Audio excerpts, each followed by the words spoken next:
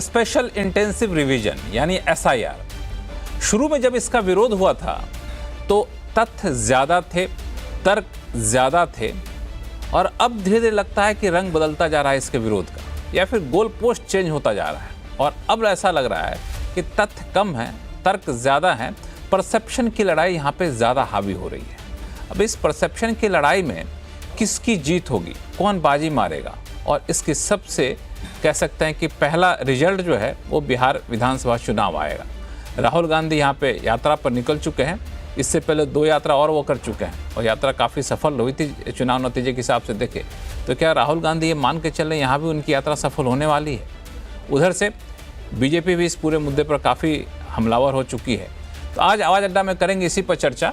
नमस्कार, मैं हूँ लक्ष्मण रॉय और चर्चा में शामिल होने वाले अपने मेहमानों से आपका परिचय कराऊँ।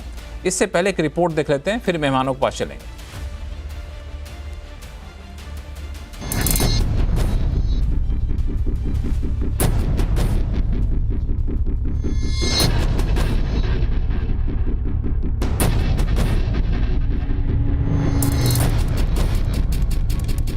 राहुल गांधी बिहार में वोट अधिकार यात्रा पर निकले हैं। संसद में एसआईआर पर चर्चा के लिए रोज हंगामा हो रहा है।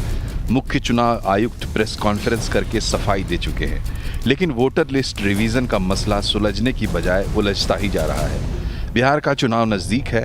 वोट अधिकार यात्रा में राहुल गांधी 16 दिन में बिहार के 20 जिलों में जा रहे हैं और उनका मुख्य एजेंडा है बीजेपी और चुनाव आयोग की मिलीभगत, एसआईआर के नाम पर वोटर लिस्ट में हेरफेर और वोट चोरी का आरोप।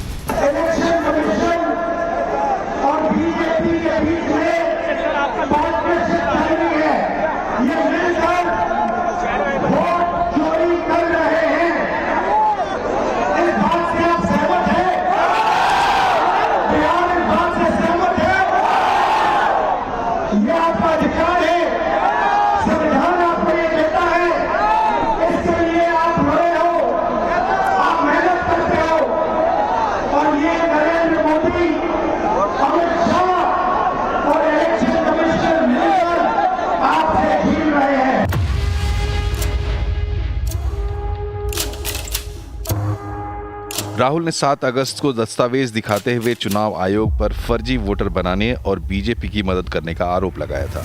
इस पर चुनाव आयोग ने जवाबी प्रेस कॉन्फ्रेंस की और उल्टा राहुल पर निराधार आरोप लगाने और संविधान का अपमान करने का आरोप लगाया। मुख्य चुनाव आयुक्त ने कहा कि या तो 7 दिन में राहुल आरोपों पर हलफनामा दें या फिर देश से माफी मांगे। अब बीजेपी कह रही है कि एसआईआर का मुद्दा बेबुनियाद है, इसलिए ना तो विपक्ष संसद में चर्चा करना चाहता है और ना ही राहुल गांधी चुनाव आयोग को हलफनामा दे रहे हैं। ऐसी यात्राओं से राहुल या इंडिया ब्लॉक को कोई फायदा नहीं होने वाला। अगर आपको आपत्ति उठानी है तो आप एफिडेविट पे फाइल करिए। आपका इलेक्शन होता है तो उसके खिलाफ आप इलेक्शन पिटीशन नहीं फाइल करते हैं। तो क्या चाहते हैं आप कानून सम्मत कोई काम नहीं करेंगे, खाली संसद में हल्ला करके संसद को चलने नहीं देंगे। और इतना धन जनता अपने विषय का उत्तर चाहती है मंत्रियों से, हम लोग वहां चर्चा करना चाहते हैं, आप नहीं कर रहे हैं, तो आपको देश कभी माफ नहीं करेगा। मोटी बात यह है, अगर राहुल गांधी को वोट नहीं मिलता तो हम क्या करें, और ऐसे लक्षण से राहुल गांधी जी आपको और वोट नहीं मिलेगा जिस तरह से आपने संसद को शर्मसार किया है। सवाल है कि क्या राहुल ने बिहार चुनाव के लिए ही एसआईआर और वोटर लिस्ट का मुद्दा खड़ा किया है? अगर ऐसा है तो बिहार के लोग किसकी सुनेंगे, राहुल और तेजस्वी की या चुनाव आयोग की? एसआईआर को लेकर संसद की कार्रवाई को बंधक क्यों बनाया जा रहा है? और सबसे बड़ा सवाल, बजाय राहुल गांधी से हलफनामा मांगने के चुनाव आयोग फर्जी वोटरों के सवाल पर पॉइंट बाय पॉइंट जवाब क्यों नहीं देता? इस पूरे प्रकरण से क्या चुनाव आयोग की छवि और विश्वसनीयता सवालों के घेरे में आती है? इन सारे सवालों का जवाब ढूंढने की हम कोशिश करेंगे और हमारे साथ इस शो में जुड़ रही हैं आरजेडी के प्रवक्ता कंचना यादव, राजनीतिक विश्लेषक सज्जन कुमार सिंह, साथ ही साथ हमारे साथ जुड़ेंगे जेडीयू की प्रवक्ता अनुप्रिया यादव और कांग्रेस और भाजपा के प्रवक्ता भी हमारे साथ कुछ ही देर में जुड़ने वाले हैं। तो शुरुआत में करूं आरजेडी की प्रवक्ता कंचना यादव आपसे। जो एसआईआर का विरोध हो रहा है ये बिल्कुल तकनीकी मामला था, चुनाव आयोग का मामला था। कानूनी रास्ते कई सारे थे, चुनाव आयोग ने एक प्लेटफॉर्म भी खोले, कई सारे विंडो भी खोले। तो चुनाव आयोग के पास अपने विरोध को लेकर के जाने का, जिनके नाम कटे उनके नाम को वहां तक पहुंचाने का, उसको फिर से समीक्षा में जो ड्राफ्ट है उसको फाइनल रिपोर्ट से पहले अपनी बातें रखने का, इस तरफ मुहिम चलाने की बजाय सड़क पर उतर गए हैं आप लोग। क्या माना जाए इसका मतलब?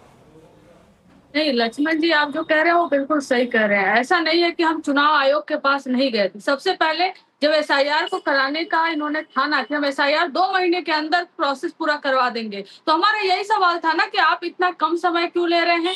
मिनिमम आप 6 महीने लीजिए, साल भर लीजिए, जैसा कि टीडीपी के लोग भी कह रहे हैं, हर कोई कह रहा है। और उसके बाद आप जल्दबाजी में एसआईआर कराते हैं, और एसआईआर कराते समय आप बोलते हैं कि बीएलओ हर घर जाएंगे। बीएलओ किसी घर नहीं गए, किसी के घर नहीं गए, और मनमानी ढंग से आप 65 लाख लोगों का नाम काट दिए। और जब हम कह रहे हैं कि आप डेटा हमें दीजिए कि जिसका नाम कटा है, तो आप हमें डेटा भी नहीं देते। तो हर छोटे छोटे काम के लिए हमें सुप्रीम कोर्ट दौड़ना पड़ता है। जब सुप्रीम कोर्ट से फटकार मिलती है तब जाके हम लिस्ट देंगे, तब जाकर हम आधार कार्ड को मानेंगे, और तब जाके जो है कि सुप्रीम कोर्ट टाइम बोलता है कि जब आप टाइम प्रॉपर लीजिए, इतना कम समय में क्यों। किसी भी हमारे सवाल का जवाब अगर election commission of India, election commissioner जो है ज्ञानेश गुप्ता जी, अगर साफ साफ दें, सीधे सीधे तौर पर दें, तो हमें ये करने की क्यों जरूरत पड़ जाए। और आप ही सोचिए, जब इलेक्शन कमिश्नर ये कहते हैं कि आप या तो शपथ पत्र दीजिए या देश से माफी मांगिए, दोनों रास्तों के बजाय आपके पास और कोई विकल्प नहीं है, तो ये धमकी देते हैं। और आप यह सोचिए कि देश का जो विपक्ष है,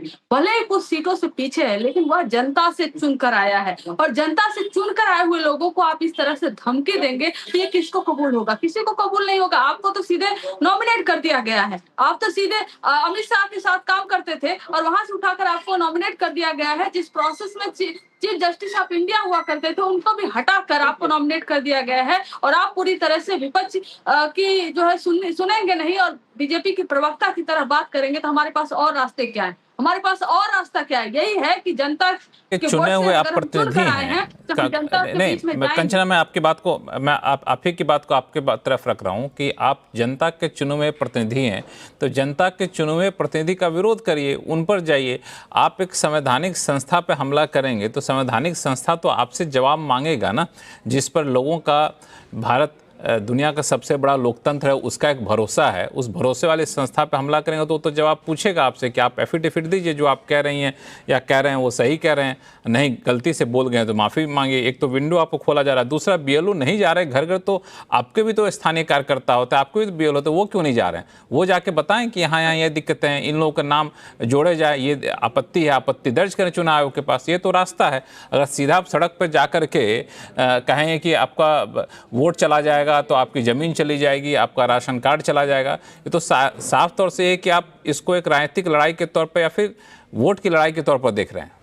नहीं, पहली बात तो लक्ष्मण जी यह है कि संवैधानिक संस्था है, उससे कोई डिनाई नहीं कर रहा है, लेकिन संस्था में बैठे हुए लोग संवैधानिक तरीके से काम नहीं कर रहे हैं। संस्था में बैठे हुए लोग को पक्ष और विपक्ष करके नहीं देखना चाहिए, समकक्ष दोनों को रखना चाहिए। संस्था में बैठे हुए लोगों को हमारे सवालों का जवाब देना चाहिए। इस तरह से नहीं जवाब देना चाहिए कि जैसे बीजेपी का कोई प्रवक्ता बोल रहा हो। और आपको हम एक और इन्फॉर्मेशन दे देते हैं, ऐसा नहीं कि हमारे बीएलए जो ग्राउंड पर है, लाखों की संख्या में है, वो शिकायत नहीं कर रहे, वो शिकायत कर रहे हैं। और जब इलेक्शन कमिश्नर के पास जा रहे हैं, जो कि जिला लेवल पे हैं, और उनको अपनी शिकायत दे रहे हैं कि ये जिंदा लोग हैं, आपने इनको जो है मृत्यु में घोषित कर दिया और ये इनकी मर चुके और इनका नाम है लिस्ट में, तो आप हमें रिसीविंग भी नहीं दे रहे हैं। हजारों रिसीविंग हमें मिली हुई है। ये इलेक्शन कमीशन यह बता रहा है कि कोई भी पार्टी का कोई कार्यकर्ता हमारे पास शिकायत लेकर नहीं आया। ये सबसे बड़ा झूठ और फ्रॉड है। हम शिकायत कर रहे हैं, हजारों की संख्या में शिकायत हो चुकी है। फिर कहते हैं कि एफिडेविट दीजिए, और इसी शिकायतों का एफिडेविट तो दिया था ना, अखिलेश यादव जी के